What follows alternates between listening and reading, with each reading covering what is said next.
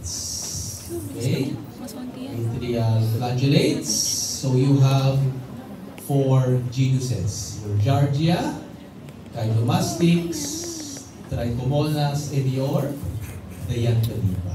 Okay? And among these, there are only 6 important species. Okay? Your Giardia duodenalis, also known as your Giardia lamblia. But the new name is duodenalis. Okay? So, sa practical exam, ang ina-accept namin ay duodenalis. Okay? Sino ba yung mga medtech dito? Medtech. Wala. Ayan. Anong turo sa inyo? Lambia duodenalis.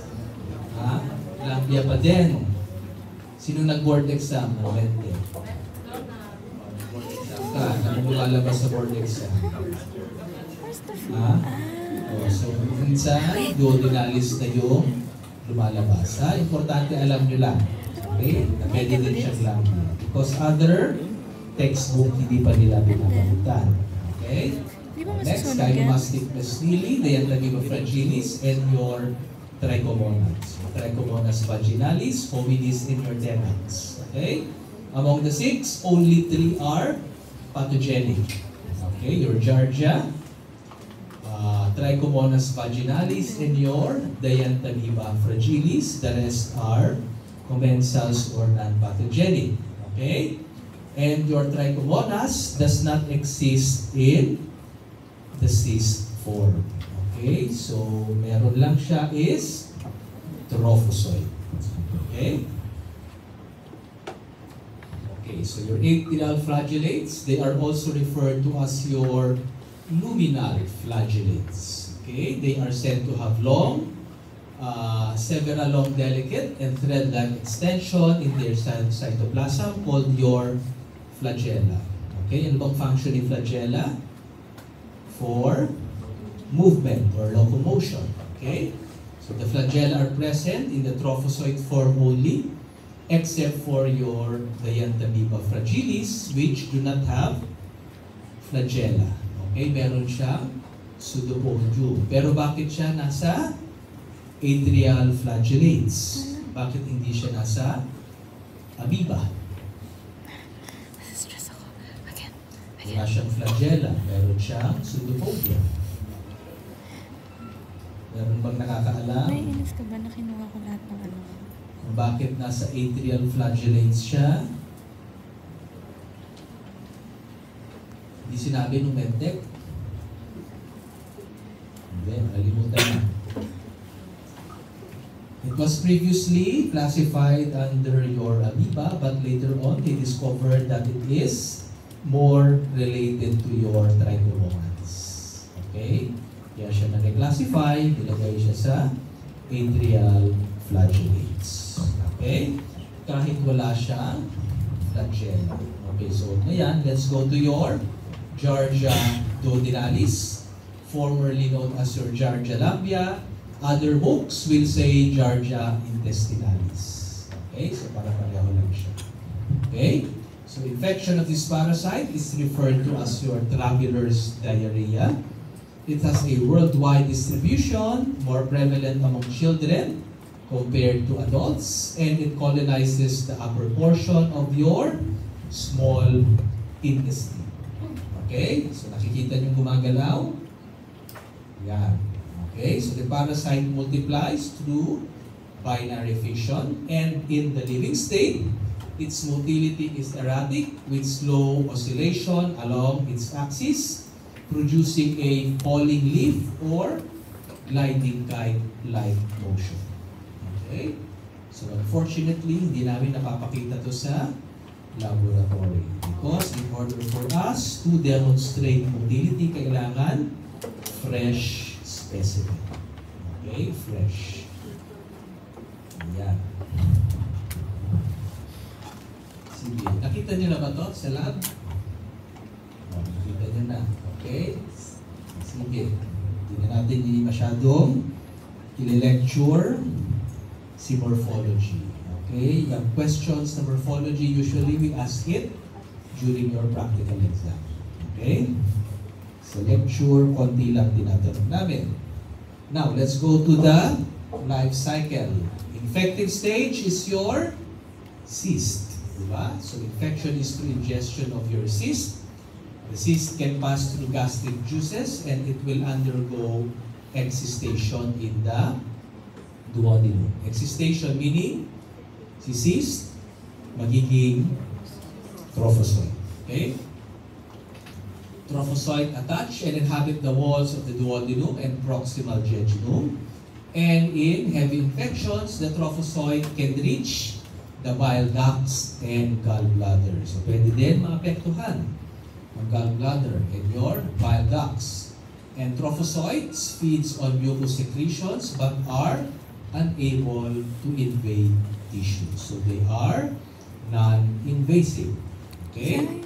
Encystation, so cyst, magiging trophozoite, takes place in the intestine and the cysts are evacuated with the feces. Okay? So, babalik siya sa environment. Okay? So, ito lang yung discuss natin kanina.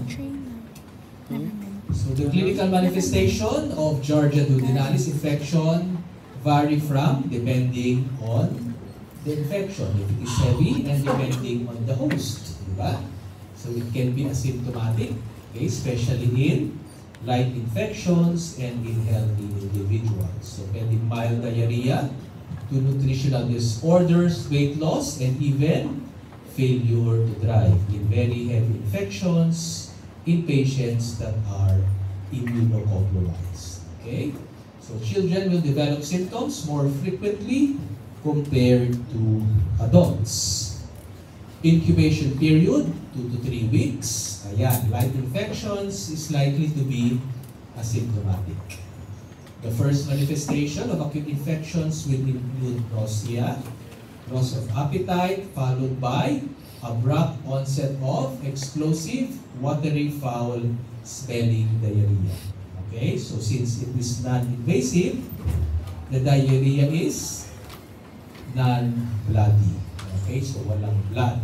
Okay, so the stools generally do not have blood or mucus, which can differentiate Giardiasis from other acute diarrhea. So madali natin siya ma-differentiate kay amoebiasis. Diba? Si amoebiasis, usually bloody diarrhea.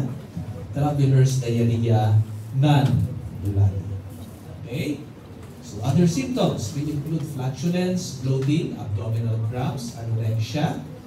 And this acute stage of disease is usually self-limiting, especially in light infections. Usually, they will resolve in 3 to 4 days. Okay? If you took a biopsy, yung small intestine, so yan ang pwede nating makita on histopathology. Okay? So there will be shortening or blunting of your intestinal villi. Okay? So what happens? So the trophozoite can irritate the duodenal mucosa, causing increased mucus secretion. And in cases of heavy infection, numerous trophocyte will carpet. Okay, carpet the intestinal mucosa. So imagine, intestine mo, punong-puno ng Giardia. So pinakarpet niya yung mucosa. Okay, so this will prevent absorption of fats. Okay, so there will be increased mucus secretion, irritation, deranged fat absorption. So hindi na-absorb si fat. Saan pupunta si fat? Sa stool. So the patient will have steatorrhea or gruely or steatorrheic stools, fatty stools. Okay? So since na-carpet na niya si intestine, hindi lang naman fat ang hindi niya ma-absorb. Ano ba yung hindi niya ma-absorb? Diba? Mga different minerals. Okay, carotene, folate, vitamin B12. Okay? So pwedeng magkaroon ng malabsorption syndrome si patient. Okay? Yeah. So pag meron na siyang malabsorption syndrome, usually this is a chronic manifestation of Giardia duodenalis, so it can result to weight loss. Okay? Ito ba? Yan, sabi natin kanina, di ba? Heavy infections, they can reach the gallbladder. Okay? So, pwede kang magkaroon ng gallbladder colic and jaundice. Okay, diagnosis, demonstration of cyst or trophozoite. Okay, through direct fecal smear. Okay.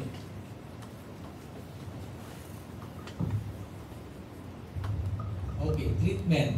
Okay, since most are asymptomatic, only symptomatic individuals should be given antimicrobial therapy. Okay? Usually symptomatic lang tayo. You give your supportive care such as fluid correction and electrolytes. Okay? But in cases of a severe infection or symptomatic patients, you can give metronidazole. Okay? This is the most used anti-protozoal agent for Giardia infection. Okay? Next. Yan, Chylomastix mesnili. This is a commensal parasite. The habitat is your cecum. The cyst form is resistant to environmental pressure, and this is the infective stage. Okay? Both the cyst and trophozoite can be found in the feces, hence both are diagnostic stage. What is the pathogenic stage? Ano pathogenic stage?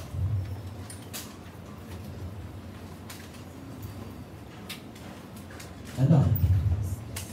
Trophozoite. Tama?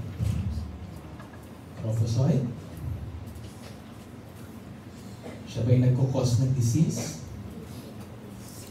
Nagkukos ba ng disease si Chylomastix? Hindi.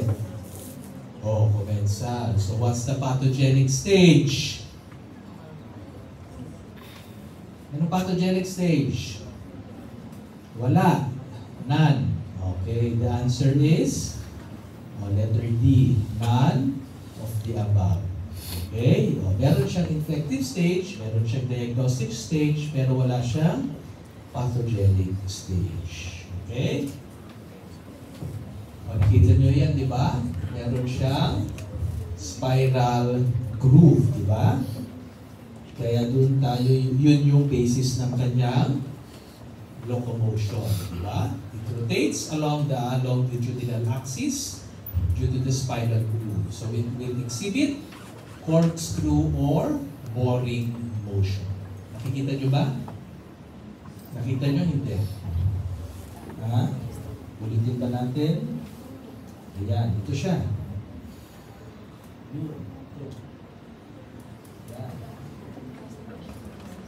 Okay. So siya yung corkscrew or boring motion. Okay? Okay, life cycle. Infection is acquired through ingestion of mature cyst. Exustation occurs in the intestine, then the organism are lodged in the cecum, where they undergo encystation. Okay, so nag-encyst na siya. The cysts are evacuated along with the feces. Okay, and it can reach food and drinks for other individuals. Okay? Yeah. Laboratory diagnosis. Again, anong diagnostic stage? Cyst or trophozoite, but usually they are only incidental findings. Okay? Incidental findings. Okay, now let's go to your trichomonads. Okay? So it consists of 3 species that infect man. Okay? And exist in the trophozoite form only. Okay? Meaning, the trophozoite is both your infective stage as well as your pathogenic stage. Okay? And in practice, the source of specimen is used to guide in the diagnosis since Trichomonas species exhibits habitat specificity. Okay, so si Trichomonas vaginalis, saan nyo makikita? Sa genitourinary tract. Okay, si Trichomonas hominis sa large intestine, si Trichomonas tenax sa oral cavity. Okay, si Trichomonas hominis, commensal, non-pathogenic. It can be recovered in diarrheic stools, but it is not the cause of diarrhea. Again, this is an incidental finding. Okay? In habitat is the siku. Infective stage, of course, is your trophozoite. Anong pathogenic stage? Wala. Okay? Wala din siyang pathogenic stage. So, manner of transmission, trophozoite can be transmitted through ingestion of contaminated food and beverages. Okay? Trichomonas tenax primarily lives in the tartar around the teeth, cavities of carious teeth, necrotic mucosa of cells in gingival margins of the gums, pyretic pockets, and even in your tonsillar crypts. Okay, so manner of transmission can be from droplet spray from the mouth of infected individuals or use of contaminated utensils. Okay, and drinking glasses. Okay, now let's go to your Trichomonas vaginalis. Okay, ito yung pinaka-importante sa kanila. Okay, so this is the etiologic agent of trichomoniasis, also known as your ping-pong infection. Bakit ba ping-pong infection? Pasa-pasa. Bakit pasa-pasa? Bakit pasa-pasa? STI. Pero bakit pasa-pasa? Bakit paulit-ulit yung infection? Bakit paulit-ulit? Kaya ping-pong, di ba? Gagamutin, magkaka-infection. Gagamutin, magkaka-infection. Bakit?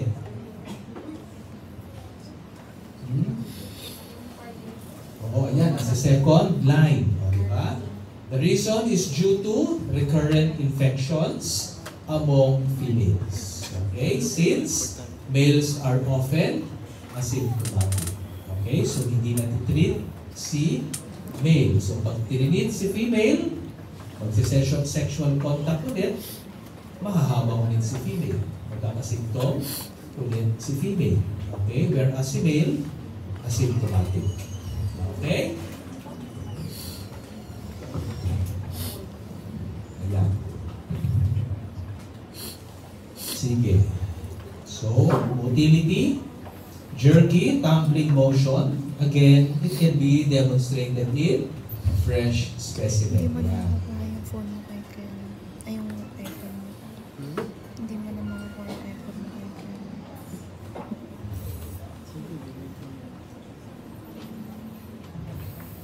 Okay.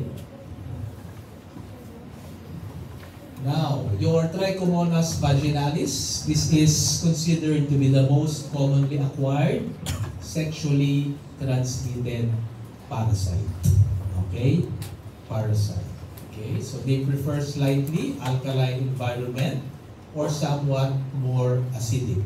Okay? That of a healthy vagina, and they can survive on wet sponges for several hours or in the urine, okay, for more than 24 hours. And the peak incidence of trichomoniasis occurs the ages between 16 to 35 years old. Okay, ito yung peak na sexual activity.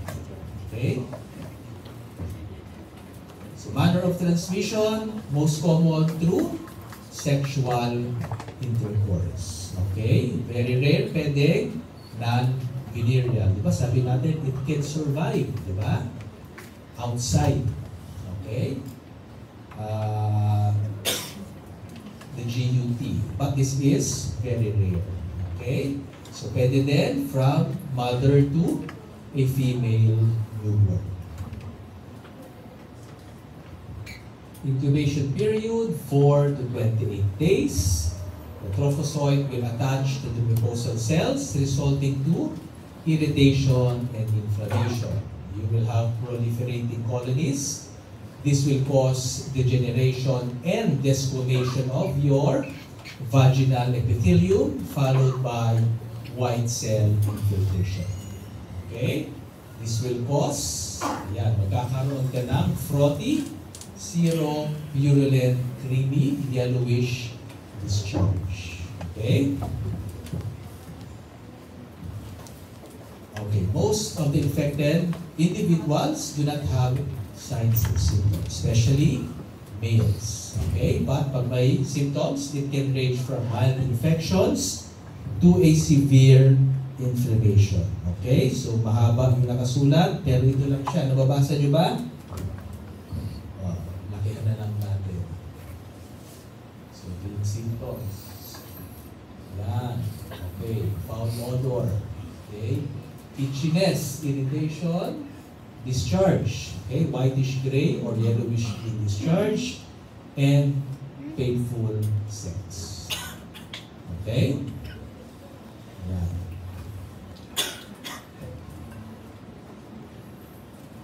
So, ito lang din yun, ha? Pinag-clean natin sa picture.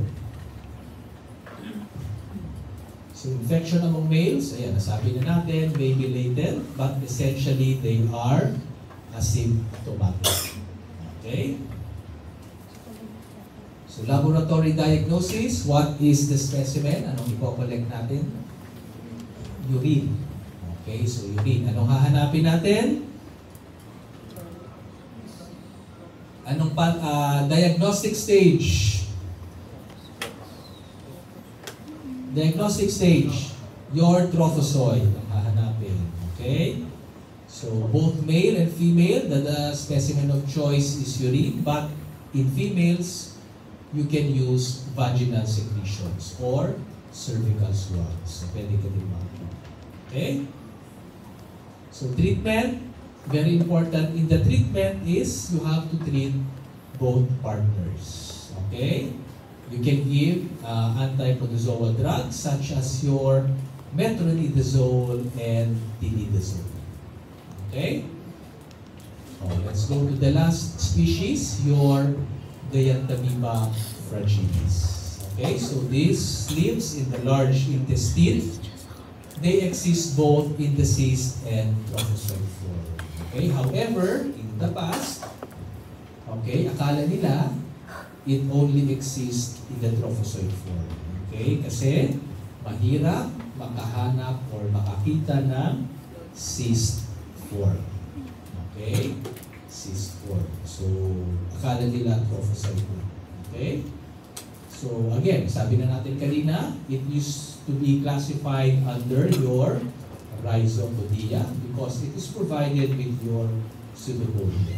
Okay? But later on, they discovered that it is more related to your trichomonas. Okay? Nakita nyo ba ito sa laboratory? Yes? No? Yes. Pero ang specimen lang namin is trophozoite. Wala kaming cyst. Okay? So, your Diantamoeba fragilis lives in the mucosal crypts of the large intestine, mainly the cecum. They do not invade tissues. Okay, so it is non-invasive. It only irritates the intestinal mucosa. This is followed by increased mucus secretion and hypermotility of the bowels, resulting in a mucoid, watery, non-bloody diarrhea. Okay? So, diagnostic stage, usually ang nakikita natin, trophozoite. Okay? Through direct fecal smear. Okay? So, since this is a mild disease, mild infection, most of infected individuals do not require treatment. Okay? But in cases you need to treat the patient, you can give the following anti-protozoal drugs. Okay? Any questions? Wala na. Sige. So this ends your lecture for this week. Next week, you will have your unit test. this topic.